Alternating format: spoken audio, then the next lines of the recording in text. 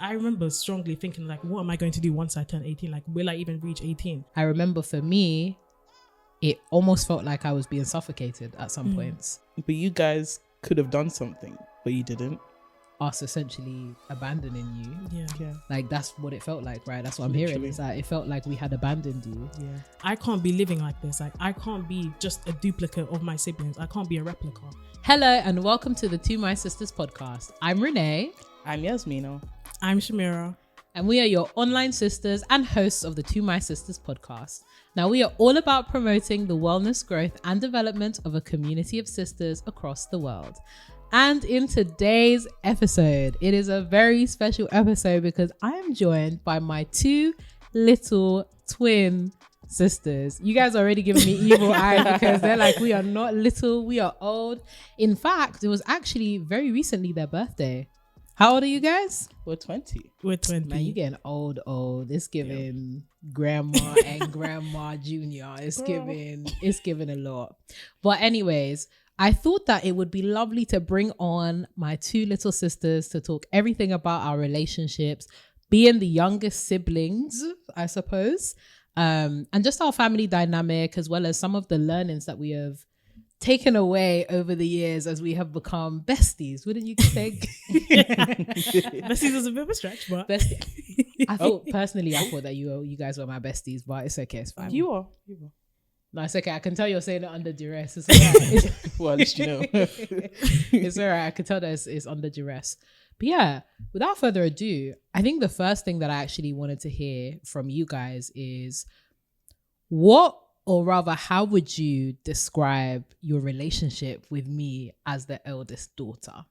And for context, so in terms of our family dynamic, I've grown up with my two youngest sisters, but we also have an older brother, shout out to Brian. And we grew up as a foursome over the years. So guys, I would love to hear, how would you describe your relationship with me? And I'll start with Yasmina, who is the eldest by how many minutes? 2 minutes. Who's the eldest? So she was born. 2 minutes. The doctor pulled her out, and then Shamira said, "I'm coming." I said, "I'm here." She said, she didn't even give me time to shine. not really. even a little bit. And She said, wow. she's opened the way, the truth, and the light. Okay, go for it. So I would say that our relationship has been very fun, very unique, and sometimes Renée can be very annoying. Oh Yeah. wow. Oh, okay. I love her though. Do you tell? How am I annoying? Oh, she's expose. I know, right? She is, how do I explain? She's just she knows literally everything about me. And there's I didn't know there was time for me to know what my sister's like. She knows like literally everything, and I can't get away with anything without her not knowing. Okay. So it's not necessarily that I'm annoying. You're more so annoyed because I know everything about you. Yes. I would say the same thing as Yasmina. I would say that our relationship has been unique, but I'd also say that our relationship has been quite chaotic because I think I have gotten the short end of the stick sometimes. Oh, really? How so? In terms of that, I think a lot of people think that we're really similar, and I think that has been a good thing and a little bit of a bad thing sometimes, but that's mainly how I characterize our relationship. I love that. And I guess a follow-up to that actually is, I would love to start with talking about our earliest memories with each other as sisters, because I think that there were so many different dynamics that fed into how we saw each other, how we engage with each other. And I think what's really interesting about our relationship is the fact that there's three of us, right? Like there's the dynamic that you both have as twin sisters and simultaneously the youngest. Then you have the dynamic with me, your eldest sister, but then you also have the dynamic with our older brother as well. Yeah. So I'd love to hear like some of your earliest memories. I can actually kick off and talk about some of the earliest memories that I remember. I think for me, when I was growing up, I remember when I was younger, when it was just me and Brian first before you two decided to come along, right? Initially, we thought it was actually going to be one baby. And then I remember our mother just saying, oh, actually, there's going to be two of them, 2 times 2. And I had been relegated to eldest daughter and also protector and, mother number 2, in chief. So I think that was actually a really interesting time for me. I distinctly remember because when my mother was giving birth to these two hoodlums, there were definitely some complications there. And I just remember like you guys coming home. I think I was like 6 or 7 at the time. You guys coming home and it being such a wonderful and brilliant thing having not one but two younger sisters, even though you two decided to become a handful. I think what's really interesting about twins, and you guys have actually like inspired me not to have twins, is no. Yeah. What was actually interesting is the fact that when one of you was crying, the other was quiet. And it was almost like when the other one stopped crying, the other one started crying. So it was almost like you guys were in sync in terms of how you would terrorize us at home. Adorable at 4 a.m. No, that was entirely too much. And I do remember that we had some really positive memories, really funny memories. I think one of my like funniest memories was I remember I was taking care of you guys. I think our parents were out, and I thought that I was a big lady, big woman. I think you know which one story I'm telling. I thought I was a big lady. I thought I was that babe. I was there trying on my mum's. I was trying on mum's heels. And I tried to walk up the stairs wearing our mother's heels. This is like the first time that I was wearing high-heeled shoes. My sisters are looking at me like, we can't even speak right now, but what you're doing right now is you need to stop that. So I remember walking up the stairs and I think I fell coming down, and it was one of the falls where it's like the two of my legs were up. So I'm coming down the stairs, the two of my legs, it was almost like, you know when someone pulls the rug from exactly that, that's the kind of fall that I did. And I remember hanging onto the stairs hoping that this would stop me from falling. And that was but the stair, right, the stair like leg frame thing broke. So I now took this stair leg with me. The shoe has fallen off. I'm there sliding down and I hit the bottom. My sisters look up at me and like, is this the person that our parents have left? I had never ran out to protect us. Out the side, yeah. And I think that very much characterizes our relationship in a number of different ways. In that, I think for me as like eldest daughter, I've seen myself as almost a protector of sorts, and the person that's leading the way or leading the example or trying to be that person that's in the front, for better or for worse. It's landed me in some very terrible situations like so. But I just remember that memory because it speaks to some of the words that you guys used to describe our relationship, which was unique, annoying, chaotic, but also very, very positive. So that's a memory that I can remember that really characterizes our relationship. But I'd love to hear from you guys. What is a memory that you can think of that really speaks to our relationship growing up, especially in reference to moi? Shamira, would you like to go first? Okay, this was like a kind of a cool memory of mine, but I remember you going to prom, and I think I was like significantly younger, and I would be chasing her with the camera saying, "It's paparazzi, it's paparazzi," and she would literally tell me like, "Get out of her face, like you gotta go now." And I just remember following you, Yasmina. We were holding like the iPad, like it wasn't even a proper camera; it was the iPad camera, and saying like, "Renée, oh my god, it's paparazzi," and that's just been a cool moment and Not cool the memory of mine. paparazzi. You were annoying, I was stressed as well because I was late. I was late to prom. She And was you were very just late. here like, I want to do some paparazzi. And I was banging on the car door, and I had pigtails and everything. I was like, "Paparazzi, Renée! Oh my god, open up, celeb!" And I was angry. I was pissed. So imagine I'm here. I'm late to prom. Like I just need to get all my things together. My little sisters, they're tapping on the window of my car that's going, "Paparazzi! I want to take a photo." Not so scared. Oh god. No, I love that. Yes. What about you? Okay, so when we were younger, Renée used to play with us a lot. So there was this one day that we decided to play this game. It was called Cassie. I knew you were gonna say No, that. that's so embarrassing. It was called Cassie the Bird. Okay, so we had Cassie the owl. Oh yes, The owl. Yeah, Cassie the owl. So we had a bunk bed, and then we took all our sheets and just made it into like a little fort. And so basically, we were the little birds that Renée, our mother, was protecting us from the big bear who was our brother. How you got air my dirty laundry like this, man? Yeah, go She was ahead. protecting us Go from our ahead. brother who was the big bear, but he had no idea what we were doing. He literally did not know. And so Renée would be outside the fort, literally running around like a mad. And we would just be in there. She would get us food and we would just play like that. It was very fun, actually. I loved it. Oh, I love that. I knew you were going to bring up that memory. I knew you were going to say that. One of you would That's bring why I up that waited for you memory. to- Well, that's beautiful, guys. Wonderful, excellent, and lovely. And one thing I actually wanted to talk about, I guess, was on the flip side of that, right? Because for all of the really positive experiences and moments that we've had as sisters, there's also been challenging moments, and it might not necessarily be a moment. Yeah. It might be like something that characterizes our relationship, but I would love to hear what are some things that you found challenging about being my sister. Yes, do you want to start? Okay, so in school, Renée was quite an overachiever. It's the way that you started that. Yeah, it sounds like Alcoholics Anonymous or some kind of Big Brother confessional or something.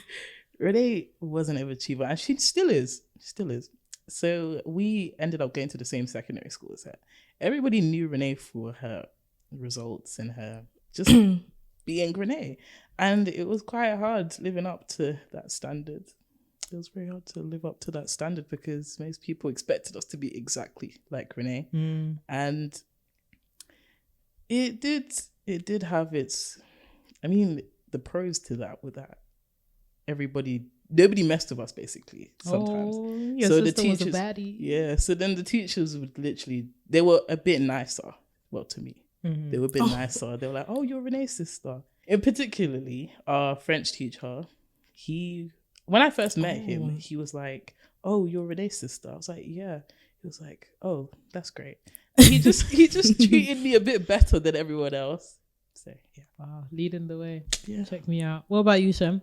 Okay, let me just segue onto that. But Yeah. being your sister has some challenges. I think in terms of living up to your legacy was kind of one of the things that I think made our relationship not a bit difficult, but it had some difficulties. Let me just say that. Yeah. Because I think in terms of like, as Yasmina was speaking about, in terms of academia, it was I felt like there was a lot of external pressure like coming from teachers as well in order to like live up to your name in our school and to be just like Renée and to like kind of have a similar glory to you. And I felt like for me that kind of pressure was a bit intense because we liked the same subject. So we liked English, we were humanity babes. Hey. Shout out to you, right? No, I just had to say that. But we were humanity babes, so we picked similar subjects like English, history, and it was like the teachers that taught Renée history were the teachers teaching me history, and it was like it was kind of like the fallout. So I think there was one particular time in history. I think one of my teachers was like, "Oh, you know, Renée struggled with this too," and I'm like, "Girl, Renée ain't here. This is 6 years ago. Renée's gone," and it was just like it became a bit annoying sometimes because it kind of was like teachers wouldn't really see me as like Shamira. They would see me as like an extension of Renée, especially in those type of subjects. And I felt like that kind of like caused comparison, which kind of, I think that is kind of damaging, especially at that age, especially as like a teenage age and like through growing up. I think that is one of the main things that kind of made our relationship a bit strenuous. Yeah. Do you think that impacted the way that we engage with each other sometimes? The whole comparison or like the pressure or the whole, you know, living up to Renée's footsteps and whatnot. Do you think that it strained our relationships at points, and when and how?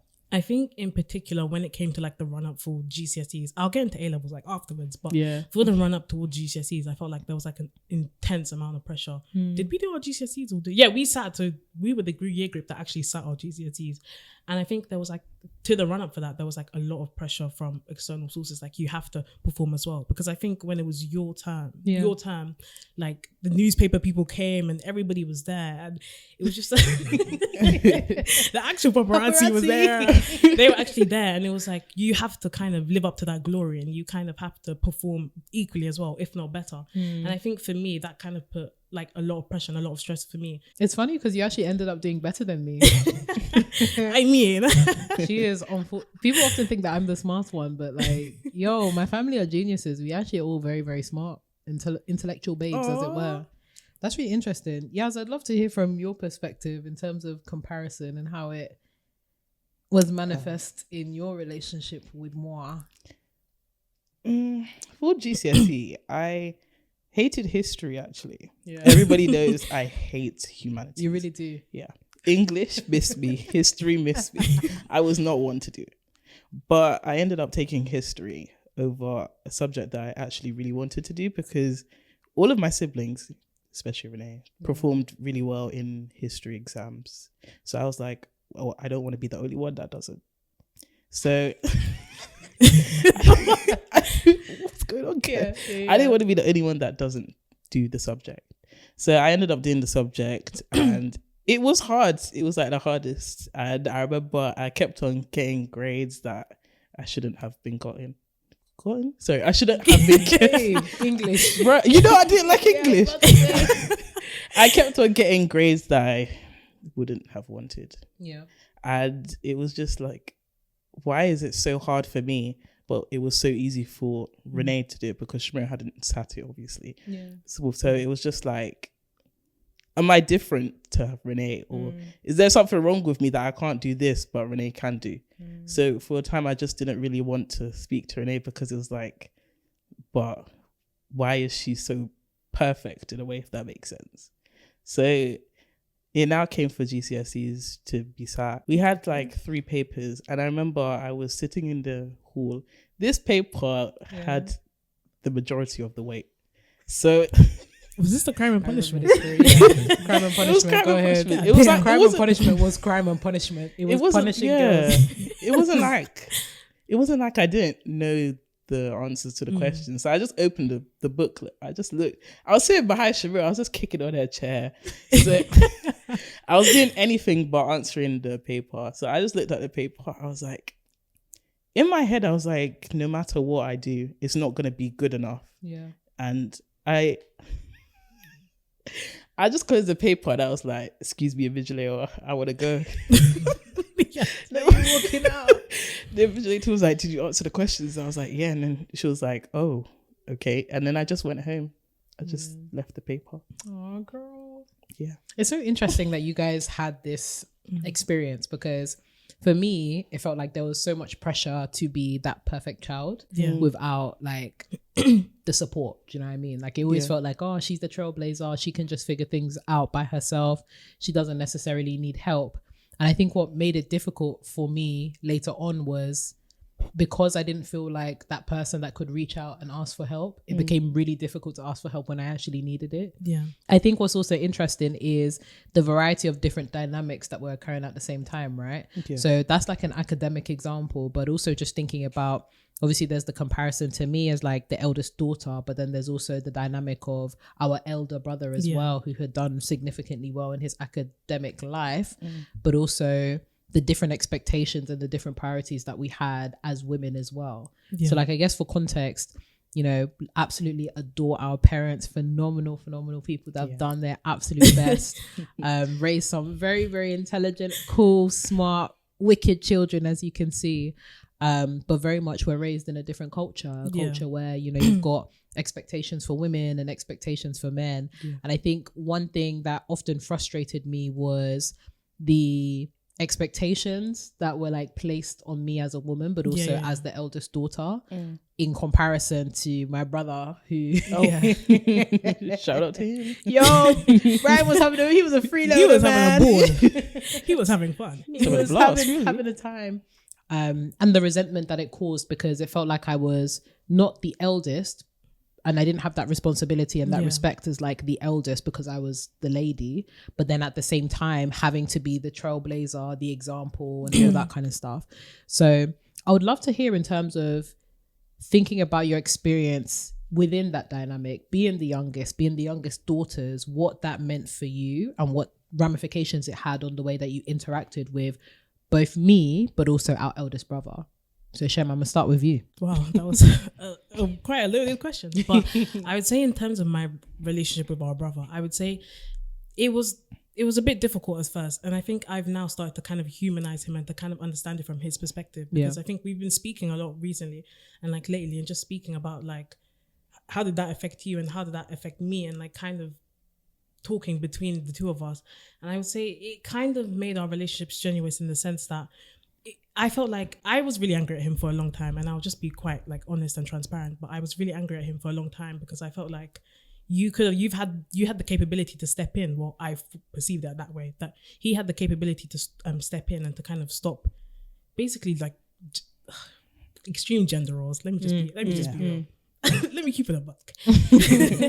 But I felt like he had the capability, as being the eldest son and being the the only boy as well. Like that adds to the dynamic as well. I was angry at him because I felt like he had the ability to stop and to kind of not check our parents, but to kind of like, his voice was more heard than mine. Yeah. And I thought, I was kind of angry at the fact that he didn't use his voice and he had the ability to do so. So in terms of like, maybe let's just say like in terms of household chores, like it was basically us three doing it. It was basically us three doing it. It was basically, the weight was mostly put on our shoulders.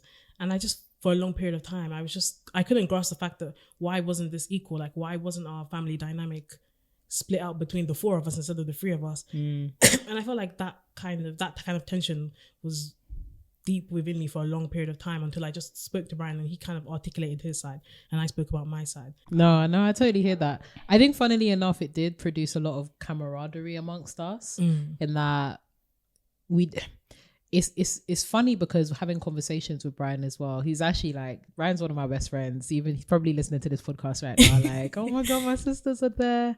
I think it's interesting because it did provoke a lot of camaraderie amongst us because we had, I guess, the external force or the different force, right, that is made present in being, you know, the eldest son. And I think that is just an interesting perspective to have anyways in general. And I think for me, it was always, I think that produced the diplomat in me, in that sometimes I felt like I was the go-between a lot of the times in the family. It being that person that's like close enough to you guys to be able to understand and articulate your points, but also close enough to like my parents and close enough to my brother to be able to be the go-between and share their points in a way that could be articulated and received well by you guys as well. So I definitely hear you in that sometimes it can feel frustrating when you want to have a voice or when you want to articulate yourself and it's not received well, or it's seen through a very different cultural context or a different cultural lens, and the weight of responsibility that women can sometimes have within family dynamics, especially as younger females. I can imagine that it must have felt very disempowering for you both when you really want to share your thoughts, your feelings, or if you want to rebel and it feels like you have less opportunity to do so.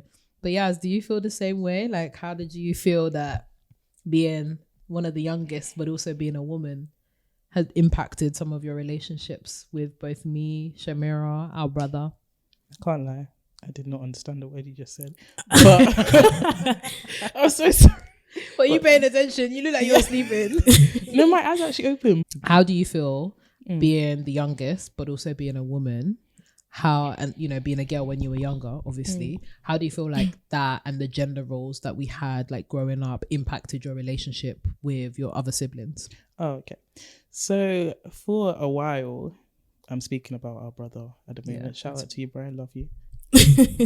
But for a while I villainized him because, as Shamira was saying, I just couldn't understand, like, why didn't you step in if we're doing all of this but you're doing nothing because our parents said so? And the same thing to you actually, because as you got older, the responsibilities were mostly on Shamira and I. Yeah. So it was just like, but you guys could have done something, but you didn't, if you understand what I'm saying. So it's just like, for a while I didn't like you guys, and yeah, I love you now. Yeah. But it was just like, I couldn't understand it. Like, why were things so unfair, if that makes sense? And speaking to you guys now, whilst we're older, it was just like, I don't know how to explain it. However you feel is best. Okay.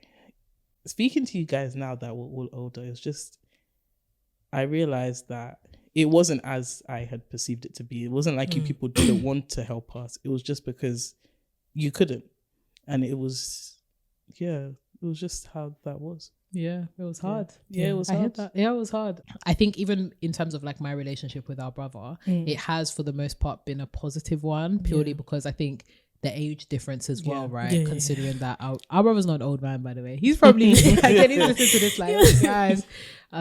But because we are closer in age, and then you two came along, and it was kind of like, oh, not the two youngest coming in and infringing on our friendship. We're besties and all that kind of stuff. But equally still being restrained by gender roles.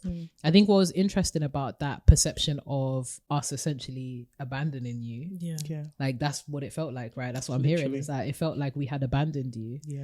What was really interesting about that was, for us, at least I can speak for myself, and then obviously you guys have spoken to Brian on multiple occasions and he shared his thoughts. I think for me it felt like a burden, and it felt like almost like you guys were a false responsibility on us, in that there were lots of things that we would do for you whilst we were in the house that we felt weren't necessarily our responsibility to do. And I think that caused a lot of resentment. So it's funny how, like, for you, the perception that when we like started doing adult things like going off to university or moving out, I remember even when I moved out for the first time, I just packed my bags and I left. I was like, I'm out of here, I'm getting my own space. I remember for me, it almost felt like I was being suffocated at some points. I think that for us growing up, so we shared a room. And that tight level of proximity, as much as I loved you guys, as much as we were around each other all the time, it always felt like I was responsible for you two. And for me, having the opportunity to leave presented me with the opportunity to like be my own person for the first time, or like have my own independence and just be the woman that I really wanted to be. So I definitely felt that, in that I could see how it would be perceived as like us abandoning you guys. But at the same time, it was like, oh, I really want my own space. And I remember like when I moved out for the first time, I moved into my first apartment, the sense of relief, obviously I was sad to I was so sad to like leave my family and all that kind of stuff. But I feel like even that distance has actually brought us closer together because we've had the opportunity to humanize each other. Like I love the fact that, well, I don't love it, but I love the fact that you mentioned that being in such close proximity and having to take up assumed positions actually resulted in you guys villainizing us. Like maybe Brian a little bit more because he was a boy, but I'm definitely feeling a little bit of, Renée, she was that perfect elder daughter. And she was in some respects our like, little mini parent. So I can definitely see why there is why the resentment would be there. But for me, it's really interesting because I felt like it was the first time, well, it was amidst the first time that I could actually be myself and like be an independent person. And even going into that, like us being in close proximity as siblings for a very long time, how do you feel like that impacted the way that you saw me? Like us constantly being, sharing a room, us constantly being around each other. And I think also for you two as twins, you guys have a very unique insight in that you're not just the youngest children, but you're also actually twin sisters. Yo, talk to us about that. Like, how do you feel towards each other? Like, close proximity, we've always been very, very close knit as a family. But how has that closeness like impacted the way that you see both me, but also each other? I think what you mentioned about like, you said that it was suffocating. I think that resonates a lot with me because we're always, not saying that close proximity is necessarily a bad thing, but since we're always together, we like for that long period of time. And like, I felt like uni was kind of an escape for me in the sense that I was able to like discover who I was, and I was able to kind of discover myself as Shamira, not Shamira and Yasmina, or Shamira as Renée's younger sister. And I think as a twin as well, that kind of taps into like the idea of like individualism. And for a long period of time, I kind of struggled with that idea because if I wasn't Shamira, I was Renée's younger sister, I was Brian's younger sister, I was Yasmina's twin. And it kind of causes like a it kind of causes like a disconnect in terms of like your personality, and especially for your formative years. I felt like that was like quite a burden on me because I wanted people to see me as Shamira. I wanted people to see me as who I was and what I like and the things that I enjoy doing, without kind of constantly seeing me as just a reflection of you or my like other siblings. Yeah, I hear that, man. I hear that. Oh, not Shamira the person. God damn. I think that was. Oh God. I think that was even crazy for me, and something for me to like reckon with is as you guys were getting older, I think you were pulling me up on it a lot as well. Yep. Where I'll just be like, oh my gosh, my baby sisters. They'll be like, we ain't babies. We is old. We're grown. He is grown. But also just seeing you come into yourself. I remember even you when you were like, oh, I'm going out with my friends. I said, you got friends? Yep, literally. I've never been more offended in my life. Not that I didn't believe that you had friends, but I was just like, oh my gosh, you have a whole life. Like, you see people outside this family, and like, and I was just in protective mode. I was like, where they from? What do they do? Where's their family? All that kind of stuff. Yeah. I think I love what you were saying around individualism, because it's funny how for me, it was important for me to kind of like go off and do my own thing to find that. But then in allowing you guys to do that, I found it so tricky, because for me, you were always going to be like my baby sisters. Like, I literally saw you guys when you came into this world, and now you're grown. But yeah, talk to me. How did you feel as like a younger sibling, but also as a twin sibling? Oh, okay. She said she's still in therapy. As a younger sibling, everybody just thought that I was a baby. Like, I couldn't do anything without getting questioned by Renée or our brother. And it's just like, guys, leave me alone. And then being a twin, it's like, I would want to go out with my friends, but Shamira has to come too. Yeah. Like, that was embarrassing. Very embarrassing. We go for birthday parties and they'd invite me alone. Yeah. But then our parents were like, go back to your friend and tell them that Shamira has to come too. I was like, but it's not Shamira's birthday. I was like, it's not Shamira's birthday. Like, she can't come as well, but she ended up coming. So it was just like, I'm literally attached to my twin sister. And as much as I do love her, it was just, I did want my own space. And eventually I got that when I moved to Kent for uni. but why were our parents like this? Honestly, no, guys, honestly, my younger sisters, they suffered. They had to wear like the same clothes. You know how like, so cute to have a twin. Like when you have twin babies, they literally had a duplicate wardrobe. Yeah, literally. It's not cute when you're 16. Where they wore the exact same thing for like years. Anyways, well, I'll just look at her like this is my twin. Moving into, I guess, the more challenging and tougher times that we experienced as a family. Yeah. And how that also affected like our dynamics with each other. So I remember like growing up, you were a baddie. You were inhospitable. You were It's true. Shamira, menace you to had society. a menace to society. That's our tag name for her now. That she's actually grown up and stuff. But I just I just remember like growing up for you, Shamira, there were some times where it felt as though like we couldn't talk. Yeah. And it felt very like uncomfortable and awkward to speak to you because you were very closed off. 100%. You were very closed off. God. It felt as though you weren't trying to like check for us as like friends. It didn't feel like we were friends. Yeah. It felt like we were sisters by force, but it didn't feel like we were friends. And I would love to hear more about you around like your perception of that period in your life. I believe it was like late teens, where it felt like there was just a lot of pressure on you. You were mentioning about your GCSEs, but a whole host of other things were happening at the same time. And I just remember it was a time where it felt almost like no one could get through to you. She was going through her emo teenage months. Not emos. Wearing the black eyeliner and all that kind of stuff. No, I'm trolling. But there was a period of time where for a long time, it felt as though you were shutting yourself off to us. So I'd love to hear more about your perspective of that time period. Like, what did you think of us during that time period? What were you going through? Talk to us, sis. I think this period of time was basically, I think like year 10, that kind of era. Well, oh God. There was a lot of like internal things happening, like domestically. But I think for me, it was kind of like living up to that pressure it was kind of building up for me at that point and kind of culminating in that period of time. And it was just like I couldn't speak to anybody and I couldn't really articulate myself to our parents or even to you guys.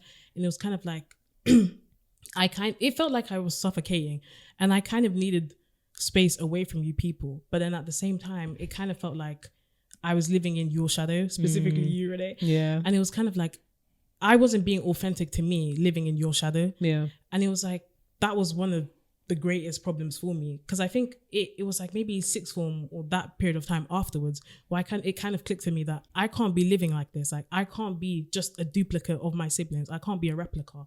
So I kind of started living for me. So I started looking at the things that I like, enjoying the things that like I enjoy and stuff. And I think this also kind of builds up to, you know, university, when you're applying to university as well. And I think I mentioned it before about being an Oxbridge applicant and how... She's currently a Cambridge student, guys. Just in case she's been trying to shy away from it or whatnot. She is a Cambridge student. I was very displeased to hear it. Courtney was extremely ecstatic because we had another lady go to Cambridge, but whatever. And I think, as Yasmina like spoke about it, everybody wanted me to do history. And I think that put a lot of pressure onto me because history wasn't my passion. I think I wanted to do history with like psychology or something. So I wanted to do like a combined. I was really set on doing like a combined degree. And it was the pressure of everybody saying like, no, Shamira, like you can do history. Like you'd be best at history. And it wasn't my passion. It wasn't for me. And it was like, I could see what was for me, but nobody else could. Well, I felt like nobody else could see what was for me and nobody else was batting in my corner.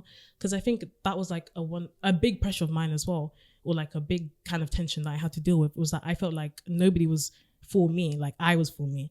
So I think that kind of reflected in that period of time as well, because I felt like nobody was banging in my corner. And I think I've said it to like you, Yasmina, and I've said it to my other siblings, like, why won't you just support me? Why won't you just bat for me? Why won't you stick up for me as well? Because I was sticking up for other people. I was speaking for other people. Like as you said, Renée, it came across as problematic, but then I thought I was like supporting other people. I thought I was articulating other people's struggles, and I was just thinking like, why won't anybody support me? Why won't anybody kind of give me that same grace?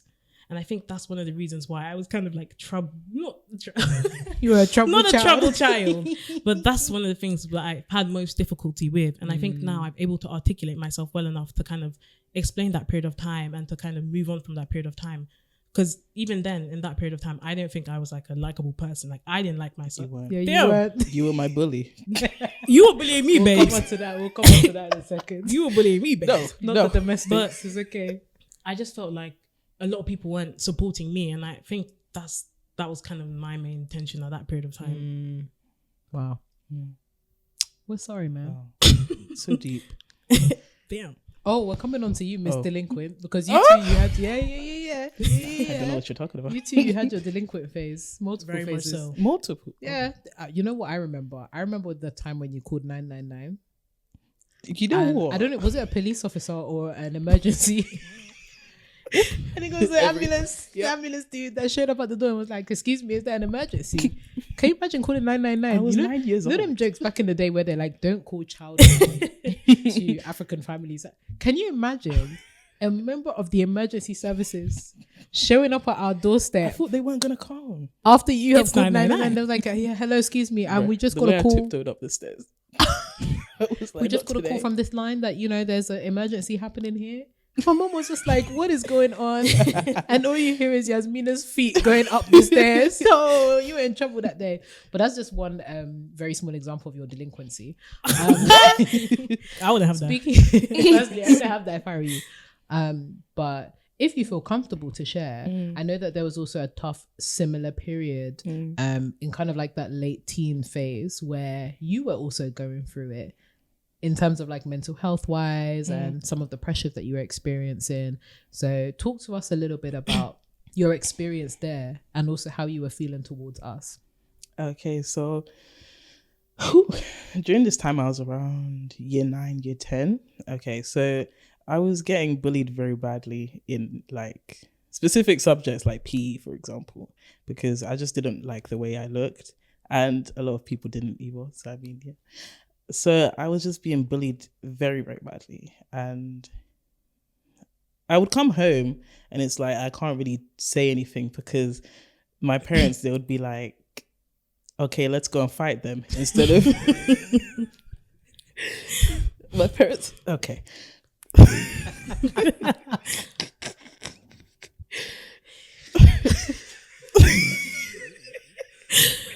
Instead of like maybe setting up a meeting with like the head of year, they would be like, okay, let's get ready to go and fight them. We're going to go target them after school. WWE style. But literally, like, they would be like, oh, so where would they be after school? Like, listen, guys, you can't, like, I'll be like, Dad, you can't go and fight them. We're like, Mom, you can't go and fight them. So it was just like, I didn't, words, yeah, literally. Disclaimer. So it was like, I can't really talk to them about it because it's not like they don't understand, but it was the wrong solution, I think. Yeah. And it was like, I wasn't really sure if Shamira or Renee or our brother would be going through like the same thing. So it was like, I couldn't really speak to them either. So I just like kept it inside, and it was just a very hard time actually. So instead of expressing my feelings, I was known for destroying things, if that makes sense. So I would literally throw things or break things because I didn't know how to express my feelings properly, and it just felt better to destroy something. Like, instead of hurting somebody else, like, I'd rather hurt myself, if that makes sense. So yeah, like, it just came across to everybody else as if I was just doing it on purpose, and as if I was just going through a teenage phase whereas inside I was just like really hurting. Man, it feels like everyone almost went through some kind of delinquent. Yeah, everyone. I think everyone in our family went through a delinquent phase. Yeah. Is there any period of time that you perceive me to be going through a delinquent phase? Yeah. Talk to me. Is it when you cut your hair? Not the bags, isn't it? Not the Britney Spears. This is a bit emo, you know. To be fair, it was a big chop.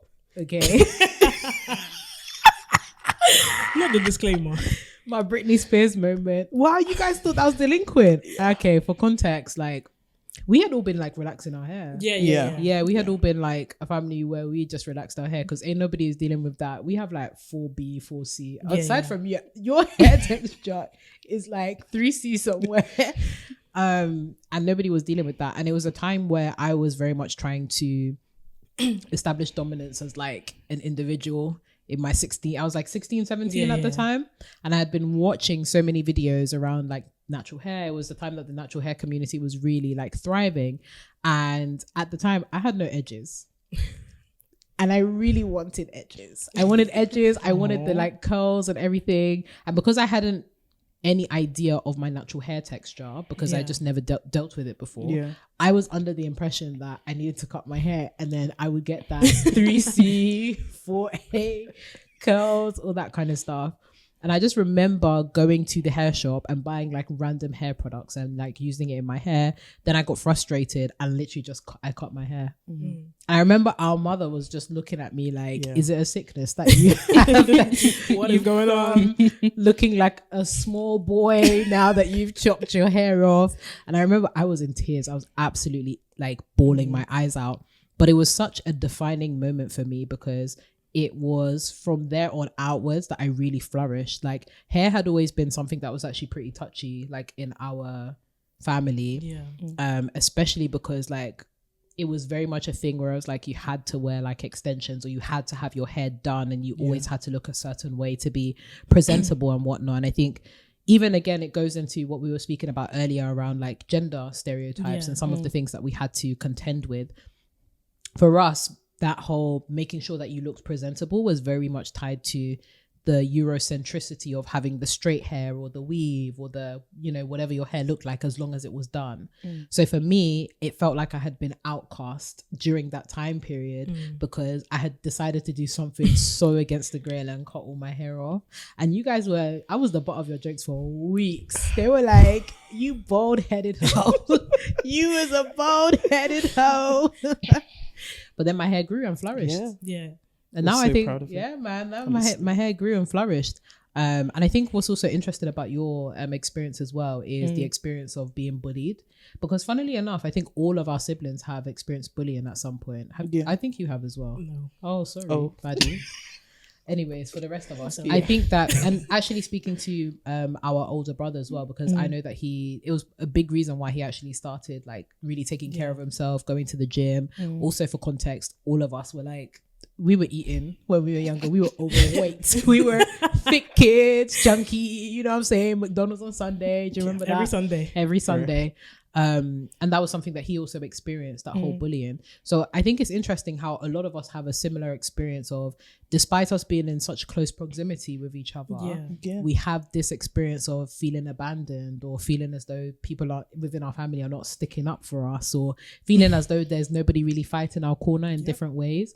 Because for me, obviously I didn't expect you guys to speak up because you were younger, but I think it was that frustration of you guys not speaking up because you were younger. It's like, I'm being thrown to the grilled. I'm being grilled because my hair is short and I'm starting to look like, you know, house girl, that kind of situation. And it felt like there was no one there. And obviously, like, my brother, completely different context, him being a man, different standards. And I think that was really frustrating. And oftentimes I felt like I got a disproportionate amount of, like, especially being the eldest daughter and like the torch carrier, the armor bearer. It felt like sometimes that I was getting disproportionately, I was getting licks, man. You were. I was getting licks. Yeah, you were. So even for me, it was really hard for me back in the day to really have a lot of empathy for you two, because it felt like sometimes I'm getting licks on your behalf, or like I'm getting in trouble because you two were arguing or something like that, or I'm getting in trouble because you two were misbehaving, and it was frustrating. Oh, yeah, I'm very sorry about that, Renée. It was frustrating. Before we wrap up on the whole like negative stuff and then move on to how our relationship has flourished over the years and whatnot, I guess I wanted to touch really briefly on mental health and like how our mental health has evolved but also devolved over the years, especially being in close proximity with each other. How do you feel like your mental health has like taken a dip, especially over the past like few years or so? And also, how did that impact again your relationship with us? Shamira. Oh, why are you starting with me? I have no idea. Go ahead. I think, I don't know. Okay. I think my mental health has gotten to a better place. I would say now I'm in a much better place than I was like maybe circa 2019. Oh, I didn't think that I would be alive once I reached 18, because I kind of thought that, okay, once I reached 18, like I couldn't see a future beyond that. So once I turned 18, I was like, Shamira, you can do this. Like you can actually, and I think I got like a lot of support from the internet as well. Not as saying I was looking for validation from the internet, but you could kind of see people that have like similar trajectories that once they didn't see a life past 18 years old. So once I finally reached 18, I was like, I have to start living again. As I said before, I have to start living for me, and I have to start improving my mental health and kind of prioritizing me and putting myself first and thinking about kind of like in terms of like say emotional responses as well. Like I think I read a book on like, what was it called? Emotional intelligence. So then I think that there was like a period of time after I reached 18 where I kind of started like building that type of knowledge in order to kind of improve my mental health and to become a likable person and to actually like myself and like forge relationships with people that are actually lasting. So I'd say like my mental health is in a much better position than it was like 2-3 years ago. And I'm kind of happier to see like me, like, oh, this is best happy. But I'm happier to see me now than I was like in that period of time. Like my mental health is at a much better position. And I'm kind of glad for that, and glad for the ability to kind of recognize that and to kind of sit and ponder about certain things. And yeah, I just feel much better. I remember strongly thinking like, what am I going to do once I turn 18? Like, will I even reach 18? So what would you say was the reason? Like, talk to me about how you felt during that time and what factors may have contributed to you feeling as though you couldn't see a life past 18. I think it was kind of difficult articulating like some of these feelings. Like I think we spoke about mental health, and it was kind of hard, like especially coming from like an African background, it's really hard to kind of articulate how you're struggling in that period of time. And I think I would characterize that period of time as like a depression, because it was kind of like I couldn't see a way out of that, and I couldn't like see the like this is a bit metaphorical, but like I couldn't see the light out of all of the things that were happening. Like I couldn't see a way out, and it felt like it was swallowing me up. And once again, like it felt suffocating. And I think some of the pressures were coming from school, but some of the pressures were coming from like home life as well. And it was like kind of, you'd go to school thinking that you'd get escape from like home life, and it was like, that's not gonna happen. There's no let up. It was just a difficult period of time for me. Oh, thank you for sharing that, Sham. And look at you, a beautiful lady past 18. I'm so proud of her. I'm 20. You guys tell us? Yeah, there you go. I'm 20. You're 20? But also I think it begs the really important conversation that we often need to have about how culture can sometimes dictate the acceptance of mental health issues, right? Because I think for a number of us within our generation, but also within our family, it can be quite difficult to speak out and speak up about mental health issues, especially when there's other things that you might need to be thinking about, right? Like thinking about your survival, or thinking about, you know, other things that are super pressing, thinking about work. And it can sometimes feel as though mental health can be something that we push to the wayside because there's so many other pressing issues that we have to address. And I think that it's funny how, again, which is like for us, which was true, you can be in such close proximity to people but not really understand, know, or really like support them in the issues that they're going through. The journey that you've been through as well, talk us through that a little bit. So around 14 to 16, I was actually depressed. Like it was a very bad phase. It was a very bad situation. And I did go to counseling because my mental health was just terrible at that point. Like if you had told me at that age that I would even see past the next day, it was just like, I didn't believe what you're saying. So I actually went to the same counselor that Shamira had gone to. If you value your mental health, don't see her. But at all. Child. Literally, like I would try and tell this specific counselor my feelings, and she would be like, "Oh, well, I think it's a materialistic thing. Maybe you feel like you're not on par with everybody else. What do you think your parents can buy for you, etc." I was like, "That's not really the reason I'm here." Well, she would speak about somebody else's issues. It's just like, okay, that's nice. And then eventually I had counseling from like outside external people, but that didn't really help because we just played snakes and ladders. So it just felt like, if I can't go to these people for help or support, like who can I really go to? Because it's not like I didn't want to speak to anybody. It was just, I felt ashamed. Like I felt ashamed of myself. I was like, but why? Like, am I doing this for attention, or is this how I really feel? And it was just like, I felt like I couldn't really go to anybody because it felt like I would make my own problems their burden. So I just mostly kept it to myself. But I realized after speaking to like Renée, my siblings, parents, etc., that everybody else is also going through similar things. And it just helped my mental health because I realized like I wasn't really alone in this, if it makes sense. And it just, my mental health just kept getting better because I wasn't like, because I would isolate myself quite a lot from everybody. Guys, I would isolate myself. With a testament to the fact that I would isolate myself like I would isolate myself a lot. Like they would be like, "Oh, Yasmina, would you like to come?" No. Or would you like to? No. It was just, So then we eventually started like going to different places and having more fun, and like it felt nice that people took interest in me. So it helped my mental health because it was like, wow, people are really interested in me. Like people actually love me. People actually care about me this much to like want to be around me, if that makes sense, despite doing all that I did. Yeah. So, oh, girl. Yeah, man. Not us all going through it, guys. Communal experience. Communal mental health episodes. Well, to wrap up this episode, I actually wanted to talk a little bit about how our relationship is in the present and how how we have grown. Like I said, I don't necessarily think that we've had an overwhelmingly like negative relationship with each other. I think there's been some real low points, as you guys have mentioned across the episode, but there's also been some distinctively funny points. How would you describe our relationship now and how it's changed, especially in the present, maybe in the last like 2, 3, 4 years or so? I would love to hear from you folks first. Guys, I will start first. Oh, okay. Yeah, let's go for it. Okay. Our relationship now, we're like literally, should I say 3 peas in a pod? Because I mean, it's not really 2, but like only 2. She said 3. I said it's 3 because there's 3 of us. Oh, well, duh. Bro, that's why I said I didn't want to say it to you. Shamira, can we save this for home? Not the domestic. You're about to tell them that No, we're can we besties take this and for say, real? let me take the Shut- domestics why you off shouldn't- camera. But like we're like 3 peas in the pod. Like we're basically best friends. If I need anything, especially money, I go to this one here. But if I need anything, like these are the first people that I would turn to, and like I would literally just talk to you guys about everything and anything. Literally, she be FaceTiming us just to Bruh. look at us. Every day while you That collect is your food. Yeah. But I do that too. Yeah, I was Yeah. gonna speak about that. Shem, what about you?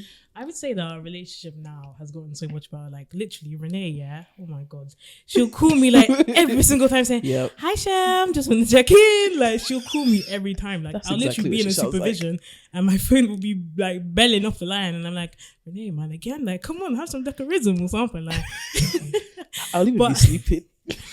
I'm kind of glad that we've got. Sorry for checking in to see if my sisters are still okay. I'm kind of Thank you. glad that we've gotten to the position where we're able to like speak about like certain things and speak about topics freely and kind of like just enjoy being around each other, even though we may not be physically like around each other. We may be in like our respective like cities and stuff, but I just kind of like the ability to speak with you guys. You know, I kind of like being around with you. You love being around. Just Get a it little right. bit, not too much. My goodness. Yeah, no, I think I feel the same way. I think once I finally think? accepted, yeah, I feel like now that I've actually accepted that you guys are grown Yeah. and that we can actually be friends, that's been great. Although there's still some, what do you call it? Generational differences. Bro, we're in the same generation. No. Renée, you're Gen Z. There are okay, but there are some generational differences that I think we'll need to overcome. Okay, She can't hack our lingo. They're That's the problem. Period. guys, I know that there's some little sisters that are listening to this right now, as well as like older sisters. So you guys have to verify this for me. But the language that you guys use, the language you guys use, it actually bamboozles me sometimes. From purr, like she actually just said purr all the time, like just at will, just randomly purr, And I'm on like, all your Instagram posts. yeah, literally under every Instagram post is like Shamira K. Purr. I'm like, am I missing something? Like, is that good? Is that bad? And I think also I genuinely profess myself to be one of the funniest people that I know. She's not. I am. But No, it's me. it's actually me. I was even going to Top give two, you but guys not your two. flowers, but I'm going to take them back because the way No, that it's you okay. guys were You can go unified ahead. in saying she's not. I genuinely think I'm one of the most funniest people that I know, but these Side eye. I was Honestly. going to. I'm literally about But to we're really compliment funny. you. Sorry, No, I was sorry. about to compliment Sorry. you, but the way that you Continue. behaved there, No, continue. We Not love our you. behavior. snatching back those flowers. Never mind. I'm going to leave that compliment to die instead. Nonsense girls. But genuinely speaking, I feel like we have actually become like very good friends. Yeah. That I can actually yeah. call you guys just to actually check up. As much as you laugh at me, it's actually necessary to have somebody checking up on Howdy you. guys. Howdy guys. Was it? Even when I'm sleeping. 3-way FaceTime. Howdy Howdy guys. guys. I'm Or just in like my when somebody is kitchen. going through something, He when won't somebody get is going through dirty kitchens at university, when somebody is baking, when somebody is like, I don't know, what you be doing some nonsense.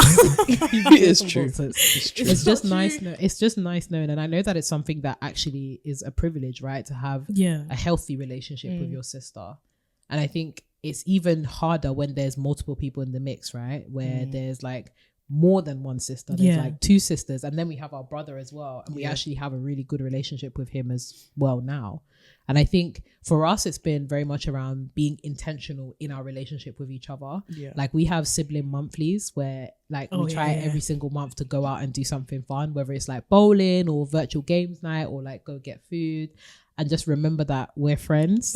As much as we're blood related, we're also friends. And I think for us, that has been so essential in keeping our friendship as siblings. Yeah. Can I You just say saying that, under duress? Go on. that Brian, I know that you're watching this. Stop cheating at bowling. Like, He the thing is, practices. he can't even play. He literally practices. And on that note, ladies, it has been an honor having you both. Yeah. Why does it look like, you know, when uncles are sliding you money? It's like, let me slide Secretly. you $1. Our uncles and aunties did not give us enough money when we were growing up. not at all. Not even a It's little true, bit. Do you honestly. remember? Oh, and then our parents will confiscate. Anyways, Yeah. Apart from one.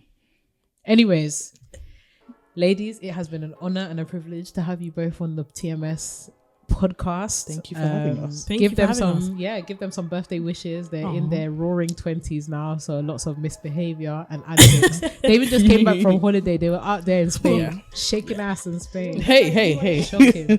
Not too much now. Not trying to get in trouble. Shaking ass in Spain. Excuse me. It's not true. It's not true. But please stay connected with everything that we are doing here at TMS. You will be seeing some familiar faces, some new faces, some interesting faces, and more. But please follow us and all that we are doing on all our social media platforms at To My Sisterhood. I guess you could go and follow these two if you would like. You're gonna tag my Instagram. Maybe. But ladies, we would love to hear your thoughts on this conversation, your thoughts on your relationships with your siblings, especially if you come from a multi-sibling household like I did. Drop it like it's hot in the YouTube comments below. And of course, make sure that you are tuned into everything that we do at To My Sisters by signing up to the mailing list, www.tomysisters.com. You better sign up because it's hot, fresh every single week. Sisters, it has been an absolute pleasure. I think you guys are gonna sign us out. You know what the sign out is, right? No, I forgot. You get no. Come on. I have a short-term memory. Glowing and growing. Yeah. No, okay. no. You have to do it together because you're twins. No. Excuse me. All right, sisters. Keep Glowing and growing. Hey, Gertball. no. No, please keep it in. This is my tagline. Gertball. No, it's my tagline. Like on the street. Why are you on the streets of Brother, Cambridge? come on, man. Anyways, that's a wrap.